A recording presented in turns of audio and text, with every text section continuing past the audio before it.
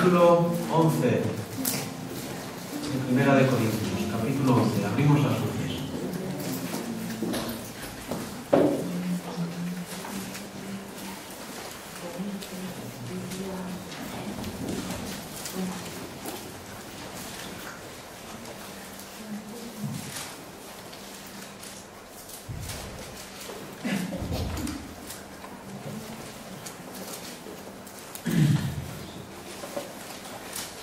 Capítulo 11 de Primera de Corintios.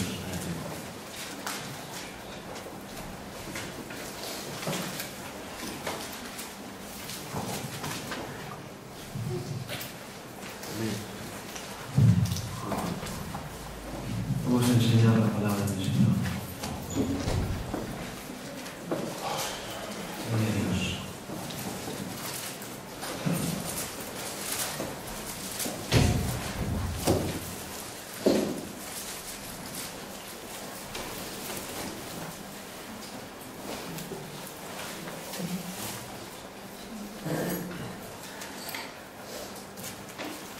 ¿Lo queréis? Quisiera tomar un tiempo para poder llegar a lo que nos esperan dos temas preciosos.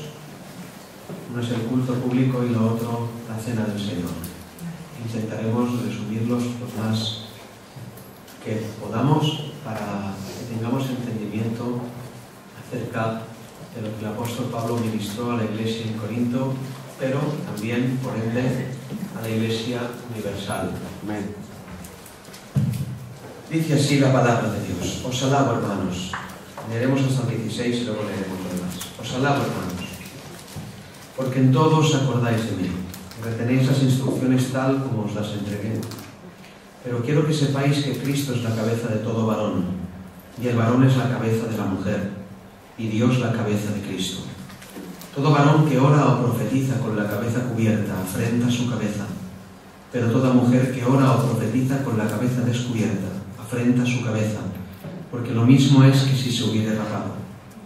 Porque si la mujer no se cubre, que se corte también el cabello, y si le es vergonzoso a la mujer cortarse el cabello o raparse, que se cubra. Porque el varón no debe cubrirse la cabeza, pues él es la imagen y la gloria de Dios, pero la mujer es la gloria del varón. Porque el varón no procede de la mujer, sino la mujer del varón. Y tampoco el varón fue creado por causa de la mujer, sino la mujer por causa del varón. Por lo cual la mujer debe tener señal de autoridad sobre su cabeza, por causa de los ángeles, pero el Señor ni el varón es sin la mujer, ni la mujer sin el varón. Porque así como la mujer procede del varón, también el varón nace de la mujer, pero todo procede de Dios. Juzgad vosotros mismos. ¿Es propio que la mujer ore a Dios sin cubrirse la cabeza? La naturaleza misma no os enseña que al varón le es deshonroso dejarse crecer el cabello. Por el contrario, a la mujer dejarse crecer el cabello le es honroso, porque en lugar de velo le es dado el cabello. Con todo eso, si alguno quiere ser contencioso, nosotros no tenemos tal costumbre, ni las iglesias de Dios. Amén. Verso 1. Verso 1 es: sed imitadores de mí, así como yo de Cristo. Nos hemos dejado. El verso 2 es: os alabo, hermanos. Por eso, verso 1, sed imitadores de mí, como yo de Cristo. La premisa del apóstol empieza dando una sentencia tremenda: ser imitadores de mí. Durante todos estos años estamos hablando, estos años me refiero a estos años que tiene esta iglesia, de ser testimonio para la luz del Señor en medio de esta ciudad. Cuando nos acercamos a la mayoría de iglesias, o muchas iglesias, o aparte de las iglesias, hay un lema que se habla en las iglesias. Siempre los hombres encuentran fallos en los hombres y se dice: no te fijes en el hombre, fíjate en Dios. Bueno, sí, fíjate en Cristo, sí. Pero el apóstol Pablo decía: fíjate en mí. El apóstol Pablo ponía su persona como la empresa de Dios en la tierra, como el abanderado, la bandera que hacía brillar los colores de la santidad, de la hombría y de los valores de Dios aquí en la tierra. Luego, si alguna gloria pudiéramos tener, es que hubiera gente que se pudiera fijar en nosotros. Porque nosotros imitamos a Cristo. Ciertamente, esto no significa que estemos ausentes de fallos, errores y que pequemos. Lo que quiere decir Pablo, porque Pablo también peca, de hecho, es evidente un aguijón que no hay quien se lo quite, y esa debilidad es parte del propósito del Señor en él. Lo que trata de decir Pablo es que aunque me veréis caer y tropezar, veréis que doy todo lo que soy por él. Y este es el secreto, dar todo lo que somos por él. Verso 2, os alabo, hermanos, porque en todo os acordáis de mí. Pablo está alabando la manera de tratar Corinto, la iglesia de Corinto, al apóstol Pablo. Se acuerdan de él en oraciones, plegarias y en sustento económico. Por eso dice el apóstol, os alabo, hermanos, porque en todo os acordáis de mí. Y retenéis las instrucciones tal como os las entregué. Os acordáis de mí, también entra tal premisa, el que la palabra que el apóstol Pablo ha dado a la iglesia, esa palabra la retienen y se acuerdan de ella. Una de las frustraciones más importantes de los pastores es que los pastores predican y las ovejas no retienen la palabra. Se matan por encontrar la palabra del Señor, preguntándole al Señor, instruidos en las Escrituras, indagando cuál es la voluntad del Señor para este pueblo, y cuando se predica no se acuerdan luego de nada. Esta es una de las frustraciones más grandes de los pastores. No sucedía en Corinto. Pablo dice, retenéis las instrucciones tal como os las entregué. Pero quiero que sepáis, este es el tema, que Cristo es la cabeza de todo varón. Tremendo. La cabeza de todo varón, y ahora aquí ya es género, hombre, mujer, ¿sí?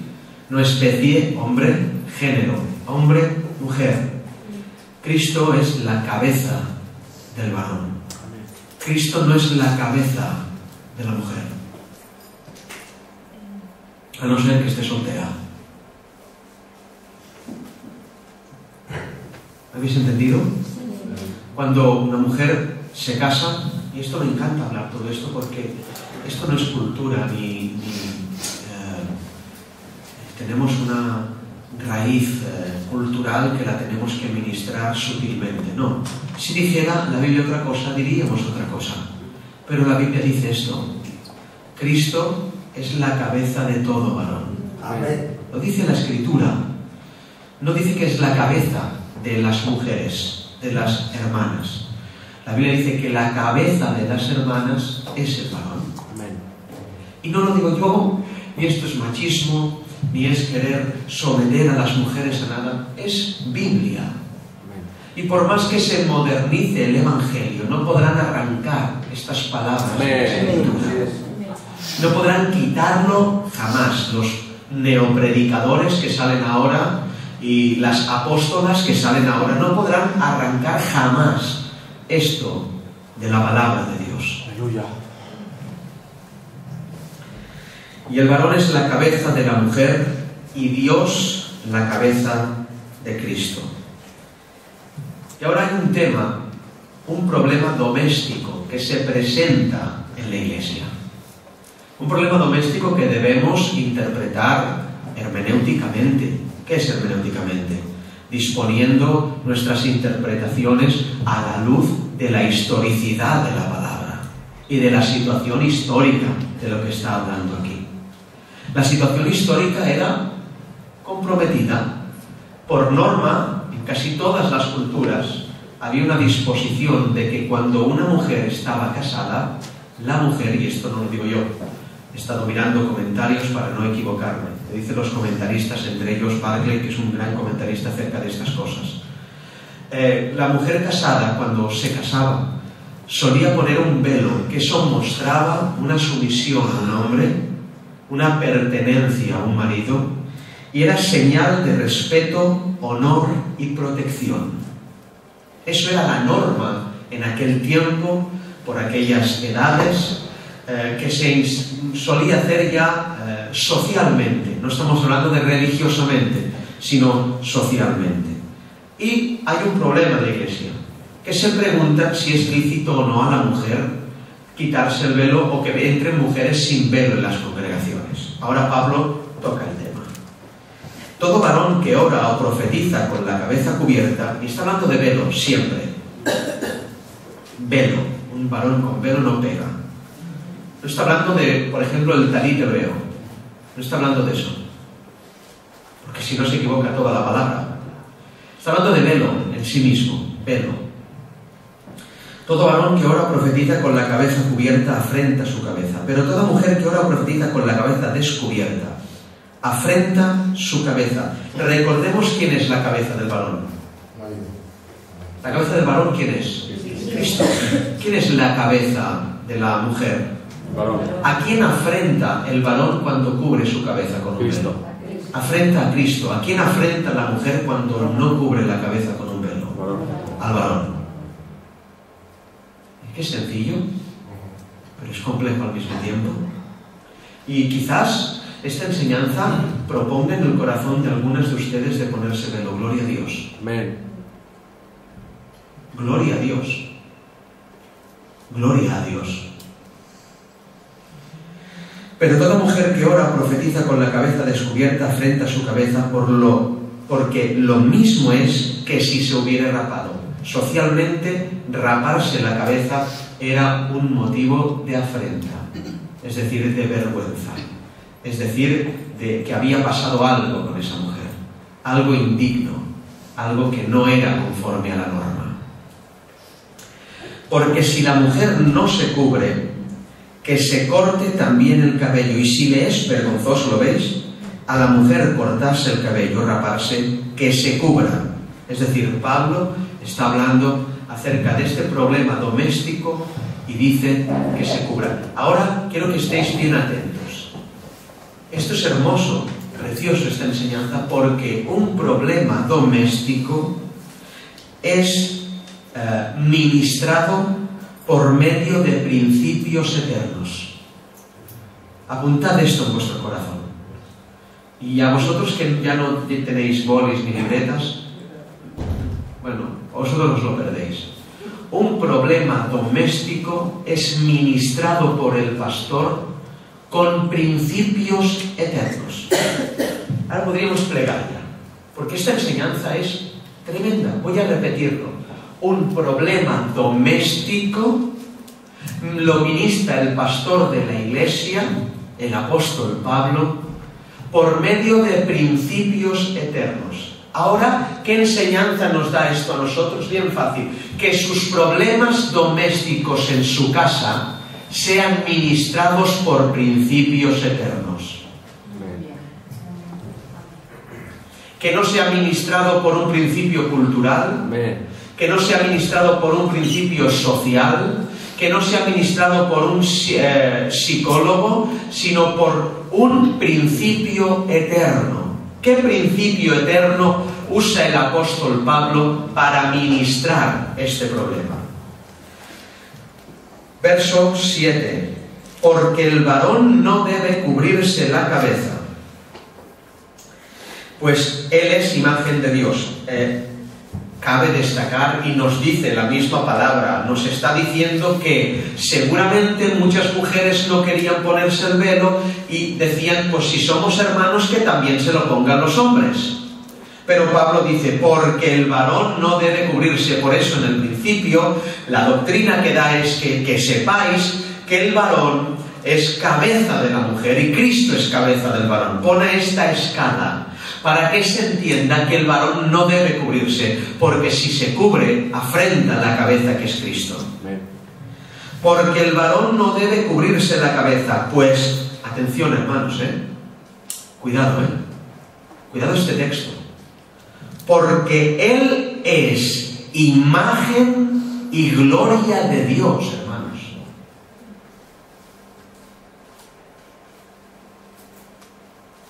El varón es imagen y gloria de Dios, pero la mujer es la gloria del varón. Esto lo dice la palabra de Dios. No lo dice Mark, ni lo dice gente anticuado, ni ninguna cultura. Lo dice la palabra de Dios. A los que escucháis por internet, esto no lo está diciendo un pastor anticuado ni carca. Esto lo está diciendo la palabra de Dios. La palabra de Dios claramente durante toda la Escritura nos habla acerca de estos roles jugados conforme a la naturaleza de género. No significa que el varón sea más que la mujer en cuanto a salvación, pero sí que Dios pone estamentos, estatutos y mandamientos acerca de cómo conducirse en el culto público y en la casa de Dios, por ende, en cuanto a lo que es el varón y lo que es la mujer. Amén. Por eso no permite el Señor ejercer autoridad a la mujer sobre el varón. Está prohibido por la palabra de Dios. Y no sé dónde, que me lo expliquen, no sé dónde pone la palabra en las Escrituras que una mujer puede ministrar autoridad sobre un hombre en un púlpito. Yo creo que las mujeres deben enseñar a mujeres y pueden... No, yo creo que todas las mujeres deben predicar. Otra cosa es el culto. Amén. Otra cosa es el púlpito. Yo creo que todas las mujeres deben predicar. Otra cosa es la institución del culto público y ejercer autoridad sobre. No sé dónde está la palabra. Claro, si relacionamos estos textos con una posición social antigua o con que esto era en aquel tiempo y ahora no, ya está, hemos desbaratado la palabra y no podemos hacer lo que nos dé la gana. Pero si creemos que estas enseñanzas fueron ministradas también para nosotros, amén, debemos regirnos por ellas. Amén. Porque el varón no procede de la mujer, porque el varón no debe cubrirse la cabeza, volvemos al 7, pues es la imagen y la gloria de Dios, pero la mujer es gloria del varón. Porque el varón no procede de la mujer, fijaros, está ministrando principios bíblicos y eternos. ¿Cómo está ministrando la Iglesia? ¿Cómo lo ministra? Con principios eternos. La mujer, el hombre, no procede de la mujer. Impresionante. ¿Estáis entendiendo? Amén. ¿Os fastidia esto, hermanas? Lo siento. Amén. Es Biblia. El varón no procede de la mujer, sino la mujer procede del varón. Y ahora dice más, y tampoco el varón, escuchad, fue creado por causa de la mujer, es decir, hay un inicio, el varón. La mujer fue creada por causa del varón. Amén. Para los curiosos, hay una profecía, para los curiosos, ahora me acabo de acordar, hay una profecía en los primeros capítulos de Isaías que dice que 7 mujeres tomarán del manto de un varón, o algo así. Y sorprendentemente esta es la proporción real de la población mundial en todos los tiempos. ¡Qué profecía, ¿Estáis aquí? Es decir, hay 7 mujeres en el mundo por cada hombre. Durante todo... Madre, somos campeones. Durante toda la historia ha sido así. Es decir, han nacido 7 niñas por un niño en el mundo. Porque ya Dios lo había determinado así. ¿Nos emociona esto? A mí sí. Yo vengo de muy mal humor a veces y esto me emociona. Amén. Porque el varón no procede de la mujer, sino la mujer del varón. Y tampoco el varón fue creado por causa de la mujer. No era ese el diseño de Dios. El diseño fue que la mujer fue creada por causa del varón, para que el varón se señoreara de ella. Y no se señoreara poniéndole el pie en el cuello. Y no se señoreara mandándole tiránicamente. Esto es del diablo. Se señoreara como Dios mandó. de la manera bíblica, conforme al diseño de Dios, con respeto, honor y tratándola como a vaso más frágil. Por lo cual la mujer debe, atención, debe tener señal de autoridad sobre su cabeza por causa de los ángeles. La única la única interpretación que puedo dar después de investigar este texto, por causa de los ángeles, para mí es la referencia de lo que aconteció en Génesis 6. Que los ángeles vieron tan hermosas a las mujeres, es más, hay una interpretación rabínica en Génesis 6 que lo que les atraía más a los ángeles de las mujeres no era su cuerpo, sino su cabello. Es por eso que Pablo dice que se cubran, porque ángeles visitarán la iglesia. Gloria a Dios. ¿Estáis aquí? Amén. ¿Habéis entendido lo que he dicho? Voy a repetir. No, claro, os he llevado Génesis 6 al principio. Vamos otra vez. Dice, por lo cual la mujer debe tener señal de autoridad sobre su cabeza. ¿Qué es la señal de autoridad? El velo. El velo es la señal de autoridad. ¿Qué señal de autoridad tiene la mujer? No, que está sujeta, que tiene autoridad encima.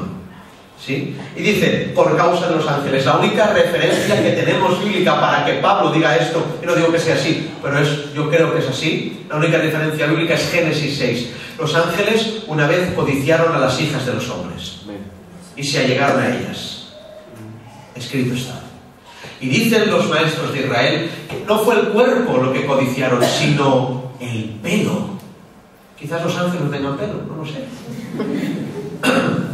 Pero lo que codiciaron realmente, esto dicen los maestros, era el cabello. Por eso Pablo manda que se pongan un velo. ¿Qué cosas, eh? El pelo dice mucho. Amén. El pelo dice mucho. Mucho, mucho y mucho. ¿Esto os hace gracia? ¿Vale? Vale. Gloria a Dios. Gloria al Señor.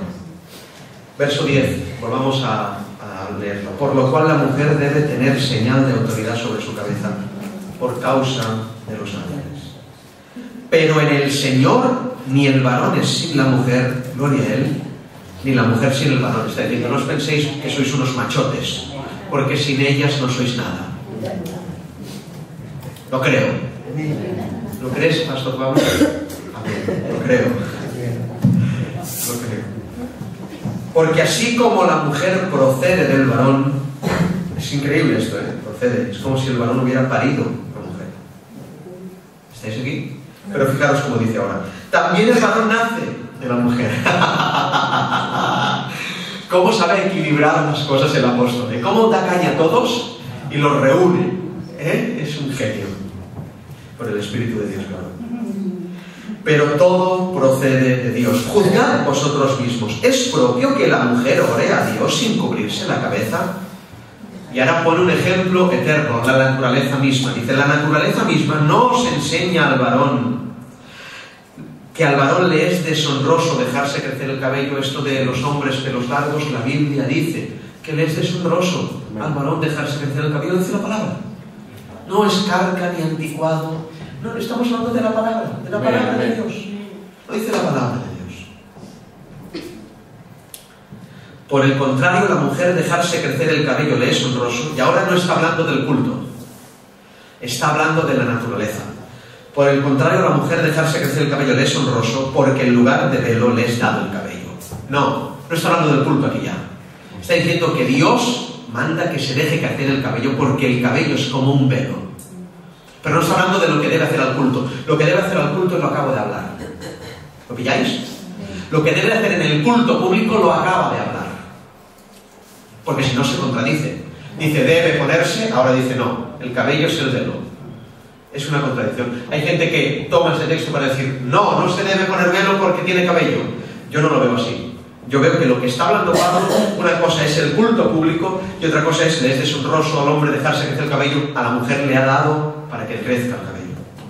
Con todo eso, si alguno quiere ser contencioso, está diciendo, ¿entendéis? Nosotros no tenemos tal costumbre ni las iglesias de Dios. Así que si le es confuso a usted, hermana, este tema, haga lo que quiera. Yo sé lo que haría si fuera mujer. Pero usted haga lo que quiera. Estoy seguro de lo que yo haría. Amén. ¿Alguien? Vamos a por otro tema. ¿Alguien tiene alguna pregunta acerca de esto? Sí, yo tengo. Sí. Yo tengo una pregunta, Pastor Marcos. Pero ¿y qué hacemos? Ir a culto, tenemos que cubrir el cabello. Ustedes tienen que leer la palabra y lo que Dios les muestre tienen que hacer. Y andar por la calle como... No. hace falta tener... No. Lo que está diciendo el apóstol Pablo aquí, primero, está hablando de un tiempo en que todas las mujeres, para mostrar que eran de un hombre, para mostrar que estaban casadas, en muestra de respeto, de honor, en muestra de protección también, cuando una mujer ponía un velo en la calle, ya sabía que ningún hombre, esa mujer solo tenía un marido. Sí. ¿Entendéis eso? Por eso está hablando Pablo, que en aquel tiempo sucedía así. Pero había gente que entraba en la iglesia que no se ponía velo. Entonces Pablo dice, no, hay que ponerse, porque eso significa que estéis sujetas a un hombre.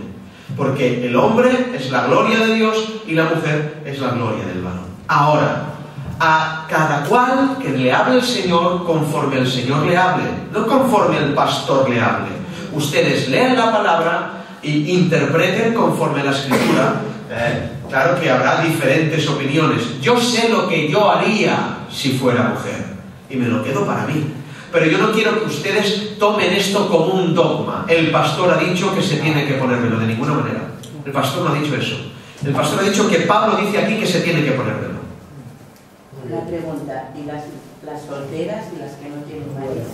Las viudas, sí. Las viudas tienen marido. Ya, pero quiero decir, sí, también es igual. Es igual, no tiene absolutamente nada que ver. Cuando una mujer se desvelaba, significaba que podía casarse. O sea, las solteras son que pueden ir sin velo. Sí. Vale. ¿Entendéis lo que estoy diciendo? Sí. Yo digo lo que dice el apóstol Pablo. Lo dice Pablo, no lo dice el hermano. Amén. Y ahora cada uno haga lo que quiere. Amén. Vamos al tema más importante, mucho más importante. Sigamos leyendo. Leemos 17. Pero anunciaros esto que sigue no os ha dado porque no os congregáis para lo mejor sino para lo peor. Pues en primer lugar, cuando os reunís como iglesia, oigo que hay entre vosotros divisiones, y en parte lo creo, porque es preciso que entre vosotros haya disensiones, para que se hagan manifiestos entre vosotros los que son aprobados. Cuando pues os reunís vosotros, esto no es comer la cena del Señor, porque al comer cada uno se adelanta a tomar su propia cena, y uno tiene hambre y otro se embriaga. ¿Pues qué? ¿No tenéis casas en las que comáis y bebáis? ¿O menospreciáis la iglesia de Dios y avergonzáis a los que no tienen nada? ¿Qué os diré? ¿Os alabaré? En esto no os alabo. Porque yo recibí del Señor lo que también os he enseñado, que el Señor Jesús, la noche que fue entregado, tomó pan, y habiendo dado gracias, lo partió y dijo, tomad, comed, esto es mi cuerpo que por vosotros es partido, haced esto en memoria de mí. Asimismo tomó también la copa después de haber cenado, diciendo, esta copa es un nuevo pacto en mi sangre, haced esto todas las veces que la bebiereis en memoria de mí. Así pues, todas las veces que comiereis este pan y bebiereis esta copa, la muerte del Señor anunciáis hasta que Él venga. De manera que cualquiera que comiere este pan y bebiere esta copa del Señor indignamente, sin discernir el cuerpo del Señor juicio, come y bebe para sí, por lo cual hay muchos enfermos y debilitados entre vosotros y muchos duermen. Si pues nos examinásemos a nosotros mismos, no seríamos juzgados, mas siendo juzgados somos castigados por el Señor para que no seamos condenados con el mundo. Así que, hermanos míos, cuando os reunís a comer, esperaos unos a otros. Si alguno tuviere hambre, coma en su casa, para que no os reunáis para juicio. Las demás cosas las pondré en orden cuando yo fuere. Precioso. Primera parte. Pero al anunciaros esto que sigue no os alabo, porque no os congregáis para lo mejor, sino para lo peor. Porque en primer lugar, cuando os reunís como iglesia, oigo que hay entre vosotros divisiones. Y en parte lo creo, es verdad. Hay una división en la iglesia de Corinto, hay divisiones. Pero Pablo ha hablado extendidamente acerca de este tema en el capítulo 1, 2 y 3. Ha hablado extendidamente acerca de esto, ya lo ha explicado y vuelve a tocarlo. Pero ahora manifiesta una esperanza por lo que esto está en la iglesia. Y es que dice, porque es preciso que entre vosotros haya disensiones, para que se hagan manifiestos entre vosotros los que son aprobados. Es decir, cuando hay división en la iglesia, o cuando hay diferencia de opiniones y pareceres, a veces el Señor permite que ocurran esas cosas para que se manifiesten los que son aprobados. ¿Entendéis lo que estoy hablando? ¿Sí? ¿Qué estoy hablando?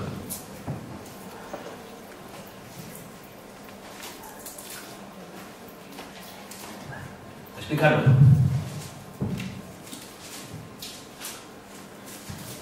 Explícamelo. ¿Qué estoy hablando?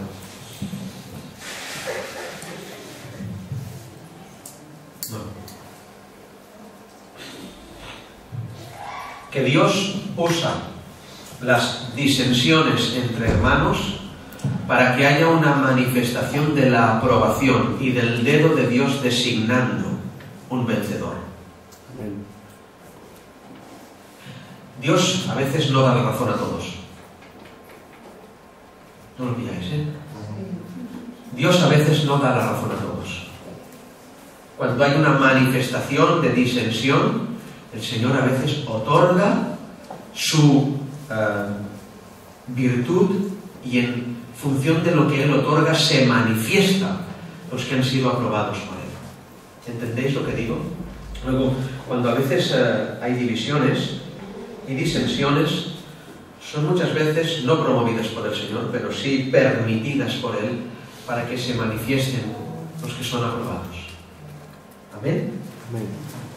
Porque es preciso que entre vosotros haya disensiones para que se hagan manifiestos entre vosotros los que son aprobados.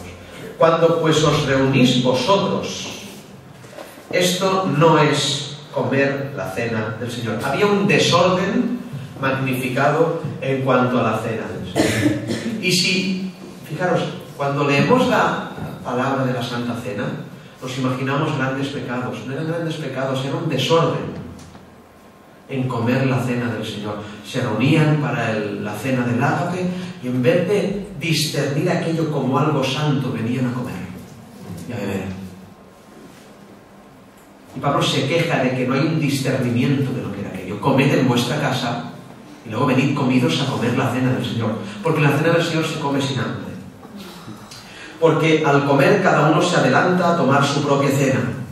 Y uno tiene hambre y otro se embriaga. Pues que no tenéis casas en que comáis o bebáis. Haced vuestra casa, pero no en la casa de Dios. O menospreciáis la iglesia de Dios y avergonzáis a los que no tienen nada. ¿Qué os diré? Os alabaré. En esto no os alabo. Y ahora, escuchad bien esto, que lo leemos cada domingo que tomamos la Santa Cena, pero creo que es mucho más profundo de lo que muchos de nosotros estamos acostumbrados a interpretar. Porque yo recibí del Señor lo que también os enseñó. Esto es un dato. ¿Cuántos discípulos tuvo el Señor cuando estuvo en tierra? 12. Bueno, 11 y un traidor. ¿Sí? Vale. 11 y un traidor. Hola, Dios os bendiga.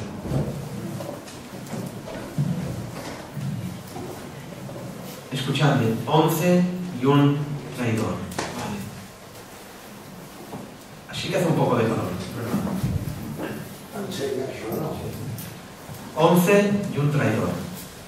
Entonces, entendemos de que a esos 11 que se mantuvieron con él, el Señor les dio instrucciones precisas para enseñar a la iglesia que venía, los que se iban convirtiendo acerca de todas las cosas. Pero, si os fijáis, de los 11 que tuvo, han escrito cartas Pedro y Juan, y Mateo el Evangelio.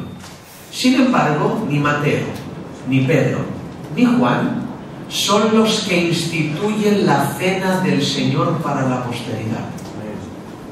Sorprendentemente, el discípulo que no estuvo con él en su cuerpo de carne, estuvo con él en espíritu, que fue el apóstol Pablo, fue el que Dios mandó instituir la cena del Señor. Por eso dice, porque yo recibí del Señor lo que también os enseñó. Es decir, no permitió que fuera ni Pedro ni Juan. Se lo dio a Pablo, hermanos. Tremendo. Un dato que tengáis en cuenta. Porque Tendría que haber sido Pedro o Juan, ¿no?, los que instituyeran el nuevo pacto. Pues no fue ni Pedro ni Juan. Para la posteridad quedó escrito que fuera el apóstol Pablo. Pablo fue un discípulo como un abortivo, que él se dice así, a sí mismo, porque él estuvo instruido por el Señor Jesús durante 3 años en Arabia, milagrosamente, por obra de Dios. Por eso, el hombre más versado en las enseñanzas de Cristo durante toda la historia de la humanidad fue el apóstol Pablo. Porque yo recibí del Señor lo que también os he enseñado, que el Señor Jesús, la noche que fue entregado, y me encanta, tomó pan.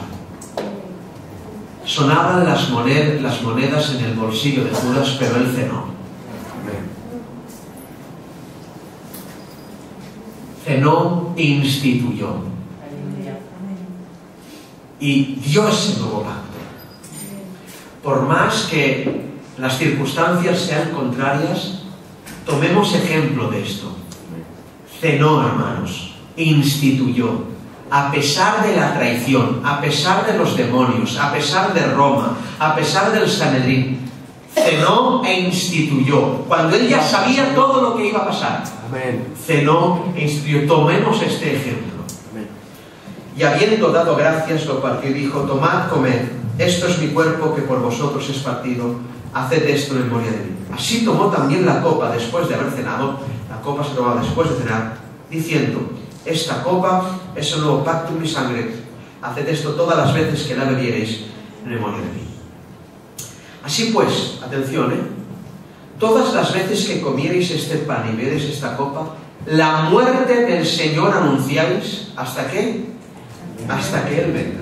Y ahora mirad: de manera que cualquiera que comiere este pan o bebiere esta copa del Señor indignamente. ¿Qué tema estamos tocando antes? Desórdenes en la iglesia. Para Pablo, el que se viniera a comer y a beber, eso era indignamente. ¿Dónde quedan tus pecados? Muy bien. Muy bien. Amén. Muy bien. Para Pablo, el comer y el beber desordenadamente, eso era tomarse la cena del Señor indignamente. ¿Dónde quedan las mentiras? ¿Dónde quedan nuestros pecados? De manera que cualquiera que comiera este pan o bebiera esta copa del Señor indignamente, ¿será qué? Culpado del cuerpo y de la sangre del Señor. El verbo que se usa aquí es un verbo griego que significa será responsable de la muerte de Cristo.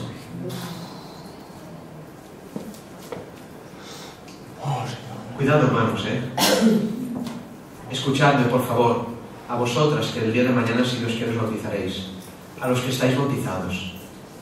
Tomar el cuerpo y la sangre del Señor, la institución del nuevo pacto, indignamente, te hace responsable de la muerte de Cristo. Será culpado. Y cuando dice culpado es responsable, y ahora quiero que abráis los oídos bien. Este texto está hablando de dos cosas, estos textos que vamos a leer. La primera es que hay gente que tomará el pacto y se va a condenar para siempre al infierno.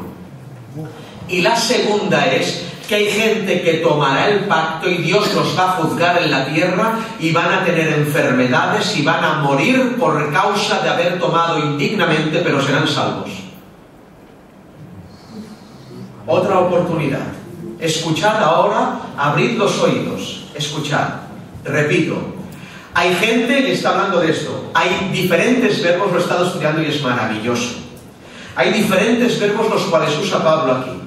El primer verbo es el que os he dicho, responsable de esto, la muerte de Cristo. Ser responsable de la muerte de Cristo es condenación, para siempre.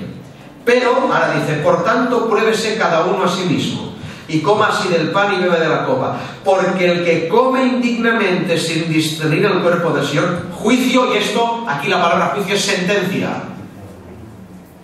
Sentencia, come y bebe para sí, sentenciado para siempre. Y ahora dice, por lo cual, escuchad, hay muchos enfermos y debilitados entre vosotros y muchos duermen. Es decir, Pablo está diciendo dos cosas. que el comer el pacto indignamente te puede condenar a la eternidad en el infierno, o puede provocar que Dios sea benevolente contigo y te mate en la tierra para salvarte. Amén. ¿Qué dices, pastor? Leamos todo y ya veréis. Luego volvemos aquí, vamos a leerlo todo. Por lo cual hay muchos enfermos y debilitados entre vosotros y muchos duermen. Cuando se habla de dormir, en la mayoría de acepciones, se habla de dormir, está hablando de gente salva. Como dice Pablo en Tesalonicenses, no os preocupéis por los que duermen, os preguntáis por los que duermen. ¿Sí? Los que duermen son los salvos. ¿Entendéis? Sigamos. Si pues ahora nos examinásemos a nosotros mismos, y aquí dice, no seríamos juzgados. La palabra juzgado aquí dice, mas siendo juzgados somos castigados. Juzgado es crino, ¿vale? Y castigado, la palabra castigado es disciplinado. Y la palabra que se usa en griego es algo así como es entrenar a un niño pequeño. Es muy alto todo esto. ¿Voy muy rápido o lo estáis entendiendo? Vale, y ahora fijaros cómo se soluciona todo al final. Dice, mas siendo juzgados somos castigados por el Señor para que no seamos condenados con el mundo. Condenado aquí es catacrino y es el intensificado de la condenación para siempre. Una cosa es crino y cata es la forma intensificada de ese verbo. Voy a repetirlo todo. Es decir, está hablando de dos cosas. La primera es que tomar la cena del Señor indignamente puede condenarte a una eternidad en el infierno. La práctica de ese pecado condena. Pero también está hablando, y ahora es lo que quiero hablar, también está hablando que hay gente que toma la Santa Cena indignamente y Dios los castiga, los disciplina para no condenarlos. ¡Aleluya! ¿Qué aconteció con Ananías y Zafira? ¿Dónde pagaron su pecado? Ahora todos habéis de repente, habéis... ¡Shum! ¡Qué pasada de tema!, ¿no? ¿Dónde pagaron su pecado? ¿Se les puede aplicar, y yo no digo, no lo sé, se les puede aplicar esto, mas siendo juzgados somos castigados por el Señor para que no seamos condenados con el mundo? ¿Se les puede aplicar, por lo cual hay muchos enfermos y debilitados entre vosotros y muchos duermen? ¿Han muerto? Han muerto por causa de esto, Muerte prematura, está hablando aquí. Una muerte prematura por causa de haberse tomado la Santa Cena indignamente.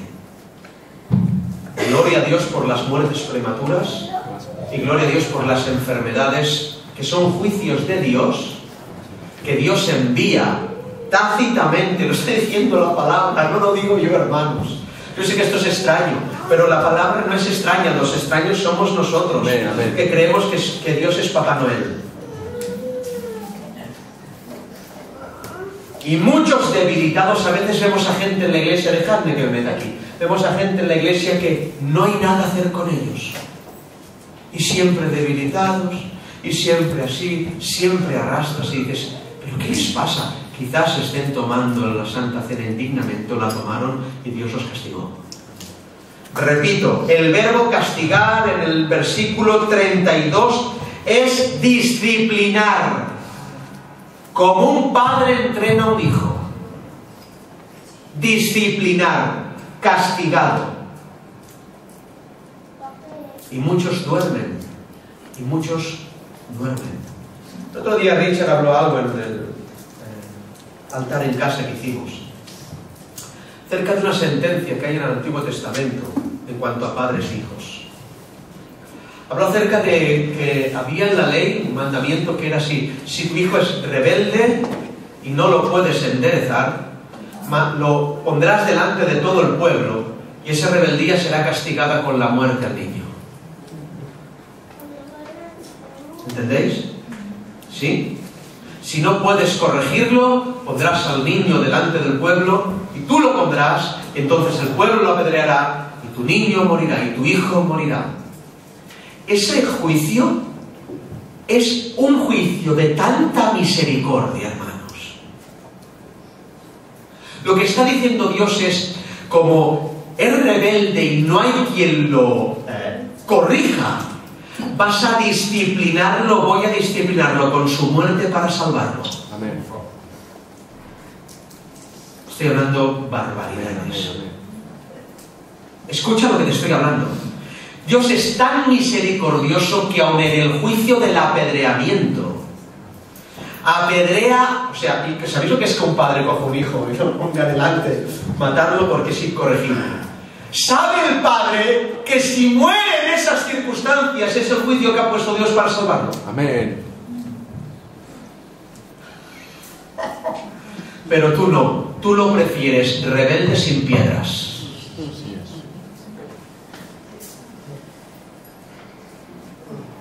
Hay mucha gente en las iglesias que está dormida. Aquí se habla de muerte, no está hablando de otra cosa. Que está disciplinada por Dios, que no sabes, y el pastor se rompe los cuernos en qué hacer con esta gente. Y decir, ¿pero qué hacemos? Y hasta que el Señor te hace, lo estoy disciplinando, tú no toques nada. Y luego este es el que dice, es que no me hacen caso. Es que no están por mí. Es que no me deja Dios estar por ti. Es que no me lo permite. Porque está siendo tratado con disciplina por el Señor. Arrepiéntete. Arrepiéntete. Arrepiéntete. Gente que intenta coger el hilo y no puede hasta que se tiene que marchar. Y no puede recibir la palabra. Y hablamos del nuevo pacto, pero esto pasa igual con la palabra, hermanos. Gente que come la palabra, ¡oh, qué culto! Y siempre igual, siempre igual, siempre igual. Hasta que Dios los disciplina. Y enferman. Y también hay enfermedades espirituales, estupor.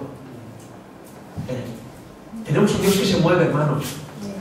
Qué guapo, estamos hablando de que Dios se mueve, se está moviendo, está diciendo, disciplino a los míos, los castigo, los hago enfermar para salvarlos, porque Dios valora antes la salvación que una enfermedad, pero tú valoras antes la sanidad física que la salvación.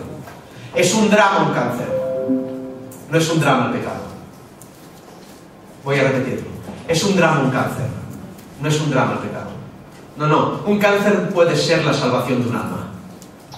El pecado es la condenación eterna. El drama es el pecado, no es el cáncer. Es que se ha muerto un pastor. Es que el drama es el pecado. No la sanidad física o la enfermedad, perdón. Dios se mueve y administra como Él quiere. ¿Nos enseña este texto todo esto? Lo hace Él. Él lo hace Él. Lo hace de una manera tácita. Y Pablo lo está diciendo, que si estás enfermo igual es que Dios te ha castigado. Porque te pasaste con la Santa Cena. Porque comes la palabra y no la practicas. Porque no eres sustentador del nuevo pacto. Porque no te riges por las normas que Dios quiere que te rijas. Por eso enfermas, te debilitas y quizás mueras.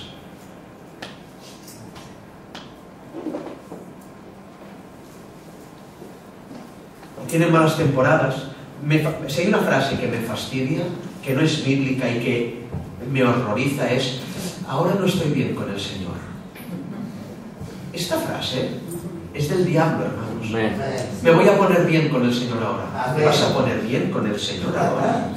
¿Que vas a salir con Él de fiesta o algo? ¿Cómo va esto? ¿Lo vas a perdonar? ¿O ahora lo vas a perdonar al Señor? ¿Qué? Me rechinan los ojos, no puedo, me manifiesto. Si está en la boca de la mayoría, Gnostic P. Ahora, ¿qué significa Gnostic P? Dios siempre está bien. Y está esperando siempre que uno vaya en arrepentimiento y fe. Siempre en arrepentimiento y fe. Luego, ahora quiero que estemos orando 2 minutos, esperad, para que nos administre el Señor esto, el temor de tomar la Santa Cena, de que puede que haya enfermos entre nosotros que por causa de esto estén así y no puedan superar cosas. Quizás no, quizás sea una enfermedad que te cogió, que me cogió y yo estoy enfermo, hermanos, yo estoy enfermo. Y si tengo que pensar y recapacito, ¿habré hecho algo mal? Y el Espíritu me da testimonio de que esta enfermedad no es por eso. Pero si no fuera, gloria a Dios. ¿Por qué? Porque estoy entendiendo de que el Señor está pagando un pecado por medio de en mi cuerpo. No lo pagará con mi alma. Amén, amén. ¿Te pillas o no? ¡La alegría! ¡Es de alegría, hermanos! ¡Qué alegría! ¡Qué alegría! Cierra tus ojos, que el Señor te hable.